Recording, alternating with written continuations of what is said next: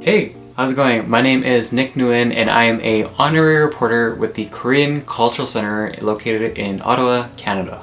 And so in today's video, I had the special opportunity to meet with a Canadian war veteran who participated and served during the Korean War during the 1950s. And every year, the Korean Embassy and the KCC honors and celebrates for the veterans and for those who served the country during this time of the year. And without further ado, let's get straight into the interview.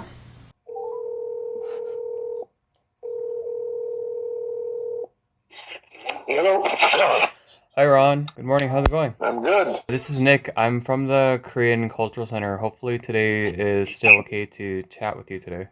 Sure. My name is Nick. I'm an honorary reporter with the Korean Cultural Center. This is a really great opportunity for me to learn more about your experience and more about the Korean War from your perspective, because I'm sure that you have a lot of great stories, I'm sure. Before we get into that, could you maybe give a little bit of an introduction to who you are, your name, where you're from? My name is Ronald Bourgon, Bourgon, and I joined the Army in August of 1950, PVCLI, and we trained in Calgary, Alberta. Went from Calgary, Alberta, different places in Alberta to get ready to ship off in November of 1950, just outside of Seattle. We boarded the Joel P. Martinez, which was a Liberty ship converted into a troop carrying ship, and we left on the 26th of November of 1950, and the following day we left Pearl Harbor and sailed to Yokohama in Japan, where we got one day to visit Tokyo,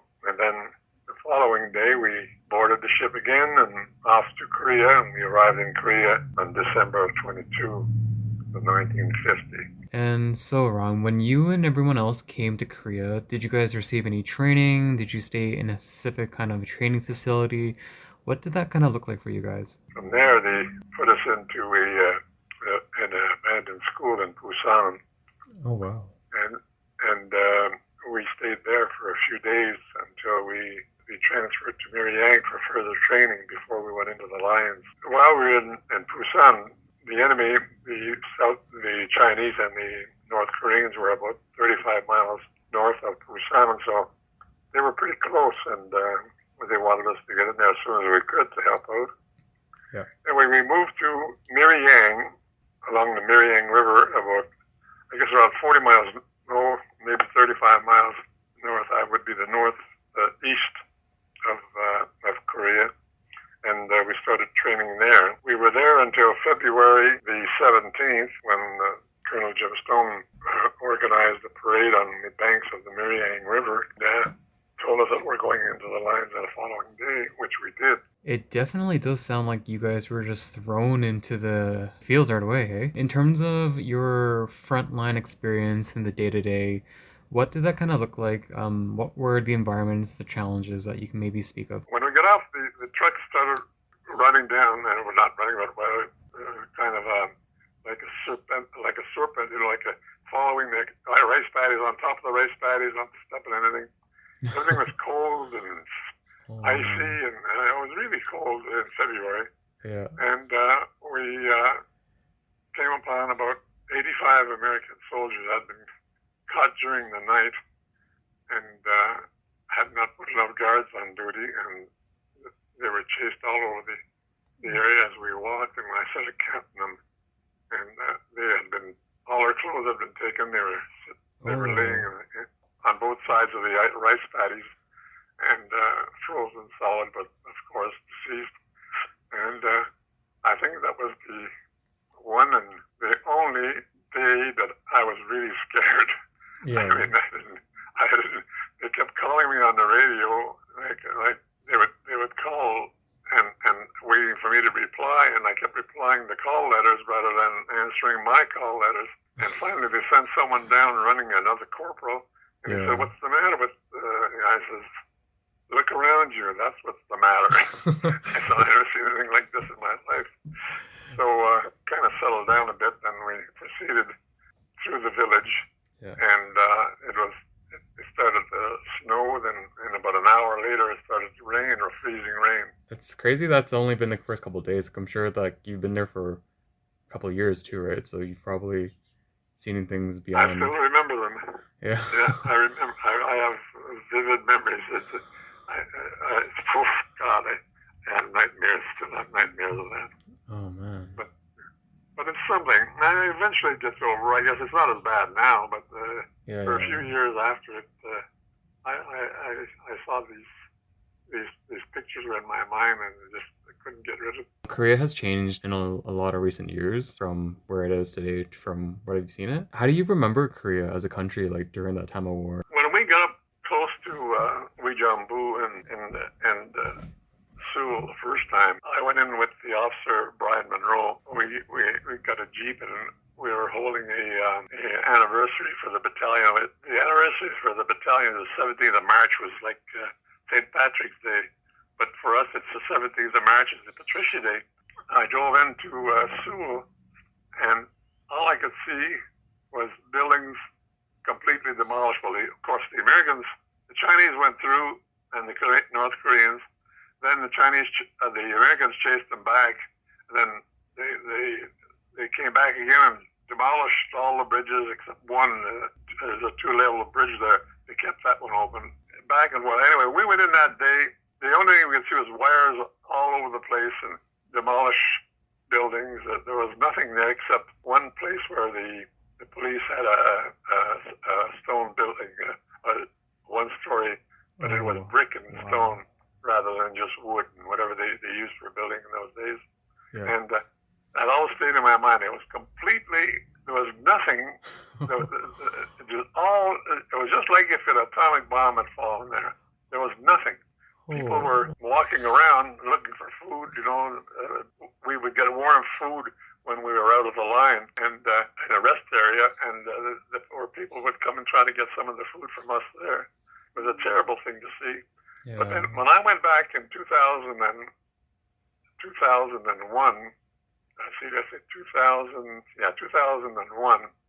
I couldn't believe what I saw. It was a whole new world. I mean, there was 7 or 8 new bridges. There were condos all over the place. There was no old cars on the street. The streets were clean. I mean, it was just like if you're watching The Wizard of Oz, when she drops out of the building and she's into, everything was so beautiful. But that was the difference between 1951 and 2001. Yeah. 50 years. I mean, it's unbelievable how that city of Seoul had developed. 20 million people. I think they're among the 10th, most developed countries in the world now. Mm-hmm. As far as industry, you can't. They've got more cars than who knows where. They build everything: the TVs, cars. Boy, it's amazing. Like Samsung is like homebred there. Like there's products globally, right? So you can only imagine how crazy it is. Unbelievable. Yeah. And I went back again in 2010 for I think it was the 60th anniversary then, and we got it wasn't the same thing. It was cold, it rained, and we were there for a week, and we went to all kinds of parades. But again, they built so much, it's amazing. In 10 years, how it had improved again, and more bridges, and with the crossing the Han River, it's a big thing. We had a week then, it rained, we had parades, we went to all the cemeteries, we went to places where some of the major battles were. Of course, Kapyong, that was one of the big celebrations that we went. It's not a phony, it's not a put on thing. You can see it in their faces when they reach out and want to shake your hand, mm-hmm. which is, I guess, is not a custom for Koreans to shake hands, but a lot of people on bicycles sometimes, a car would pull over the side of the road, and two guys would get out of the car and come and say, kapsamnida, kapsamnida. I think was it a thank you or something? Yeah. Oh, Korean. That's awesome. A little bit, In terms of like your experience with working with all these different nations, I'm sure it was quite wild. But was there anybody that you remember fondly of, and could you speak about this person and how they might have helped you along the way? How somebody helped us over there? Yeah, is there like one specific person that you have in mind when you think about the Battle of Kapyong, kind of? We were by ourselves on Hill 677, the whole battalion. Right. And we only had about 700 men. That's only about 60% of a normal battalion. We should have had 1,200 men, but we only had about 700. And we were next to the Kapiong River, and that's the main road, the only road that leads into Seoul. And this General Peng, the idea was to, first of all, let me get back a bit. We moved into the 38th parallel on the 16th of April. And we were established on that line, the Australians again to the west of us, and the English on the east of us. And then we were relieved by a Korean battalion, or two, I can't remember how many. But the Chinese on the 20th of April hit the Korean battalions, and there must have been 10 Chinamen for every Korean that was there. I mean, they just overran them completely. I mean, these guys, they barely got away with their lives. We were notified on the 22nd that the line had busted. We were in a rest area just outside of Kapiong, and they told us we got to go back into the hills. So the Colonel Stone grabbed all the officers and the NCOs and took them up to Hill 677, which was as far as he was concerned, where they would make their biggest attack. Anyway, we right back into we'd been in the rest area 8 hours and picked up our gear and what little ammunition we had and went back up into the hills with 1 day's supply of food. And the Australians were to our left, about a mile, maybe a little over a mile, and then on the night of the 22nd and the 23rd, people and Korean soldiers and they were mixed in with some of the enemy, all in long parades with torches coming through the hills. They're marching, trying to get away from 3 or 4 divisions of Chinese that were intent on taking Seoul again and getting the war going again. So it was quite an experience. We get up into the hills. We were completely surrounded on the 23rd. We had to get airplanes to bring us ammunition, water, food. We dropped it. So they flew maybe 250 feet above our position and just pushed out the parachutes. And we got some ammunition. So that it was quite an episode when you see all these people being chased by the Chinese and try to get away, all these, the civilians, and then the Chinese, the Korean soldiers who had been completely, I mean, I don't know how half of them got away. They didn't capture them or kill them, but they came coming by for 2 days like that, right by our position on the road to Seoul, next to the Kapiong River. So that it was quite an episode. We weren't expecting what happened, but that's the way it had started. We were completely surrounded on the second day, and there was Chinese all around us trying to get up on our hill, the big hill. There was only one way they could really come up, and that would be their day company, which would be to the west side of 677. But that was the Battle of Kapiong. We lost about 40 men, I guess. We lost 28 and another 40 or 50 wounded. But we were very lucky, very lucky. Yeah, after hearing the Chinese lose like 1,500, just like that, that's... The Chinese lost 1,000 men and one night, the 24th, at least. It was a terrible thing. It was a terrible battle. Yeah. The shells would explode about 150 feet above the ground, and it would, like rain, like steel pieces of metal raining down on them, all over. When we went over after all the firing had stopped, there were little bushes all over the place. There was no big trees, only small bushes. There was nothing on the bushes, hardly any branches where they were cut by the steel from these shells. And the little streams of human blood flowing down the mountain. It was just a terrible thing. Oh, the way you describe it sounds so vivid. I've been shaking right now hearing that. It was quite an episode. Yeah. But that was Camp Young, and we're proud of that. We stood there and we stopped them. Yeah. And, I'm kind of curious about like your life and how you've like transitioned to like being a part of the battalion and then like Fishes? during the war and like after, like how was that whole like transition from like before, during and after for you? Well, I was a student when I joined. I was going to the University of Ottawa. My first year at university. I was studying law. Oh, And nice. when in 1950, when they recruited special forces for Korea, we joined then in August of 1950. A couple of weeks before returning to school to the university. After Cap Young, we were stationed along it was called the Golden Line outside of Seoul, around Weijang, Bunos places, and then. I went to an NCO school in August of 1951, and we were there for 3 weeks for that course. And I graduated. I was top three of the class, and they transferred me from A company where I was before as a radio operator, and put me into D company, who had the biggest battle at Cap Young. So many people had been killed or wounded that they needed more men to balance the men there. So they put me as acting sergeant in D company, and there for about 3 or 4 weeks acting as a sergeant. I was only a corporal and I had a lot to learn, but we were just rebuilding. At the end of October, first week at the end of October, I think it was around the 28th, they put me on a plane to Tokyo, and then from Tokyo to Vancouver, and from Vancouver home. And I got 60 days leave.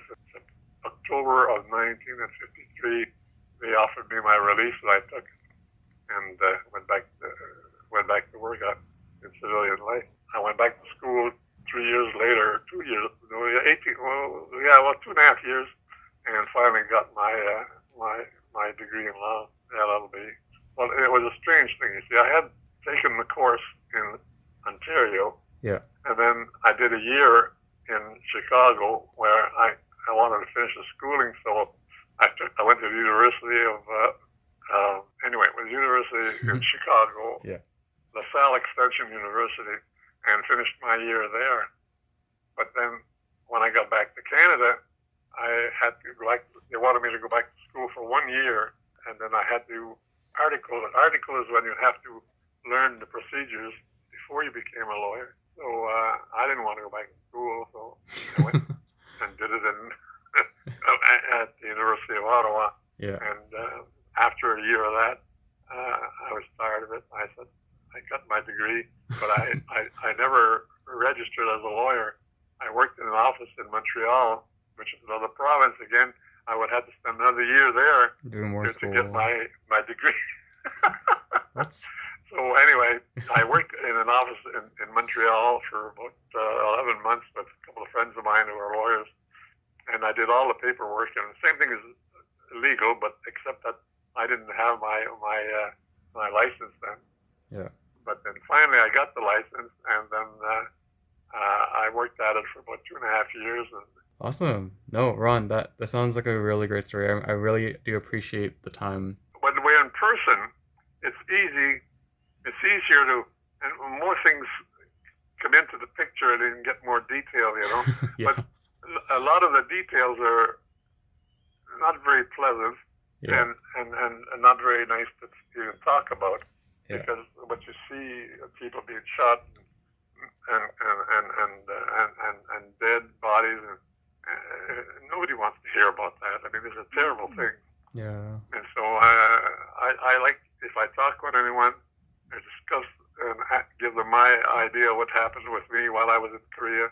Yeah. I try to keep that down to a minimum, because I don't like to bring that up. I really did learn a lot in terms of your experience. Like for me, I've never knew about Korean history and kind of like the war, and to your extent of detail, like I think I've learned a lot. I really do appreciate your time, and again, your service to Canada and Korea. Like that's really awesome. And with that, we'll sign off.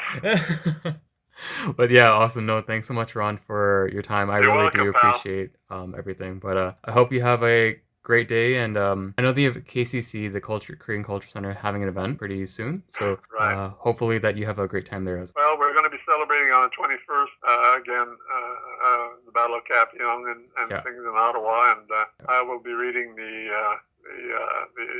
prayer that we say when we all get together, the veterans.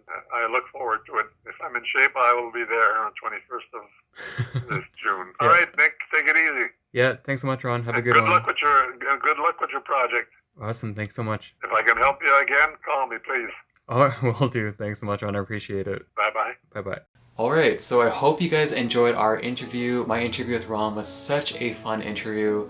It was very, very introspective, very interesting, and very insightful.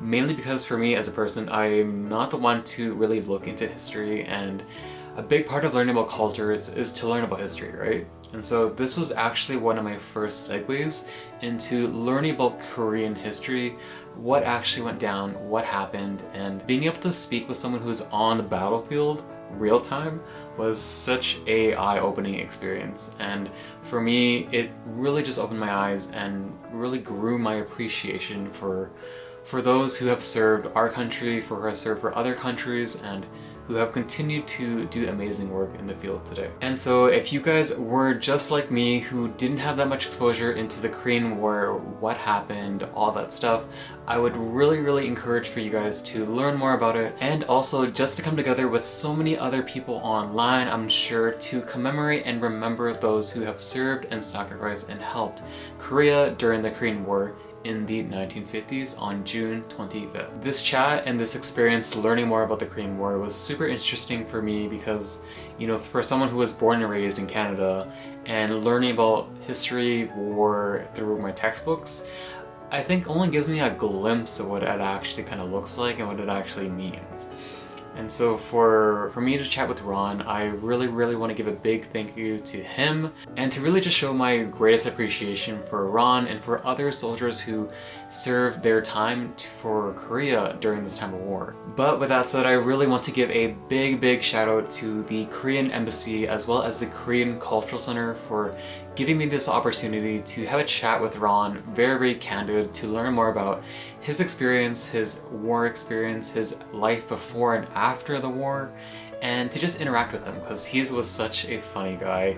I'm sure that anybody who has spoken with him in the past about the Korean War has probably felt the same as well, so big thank you to those as well.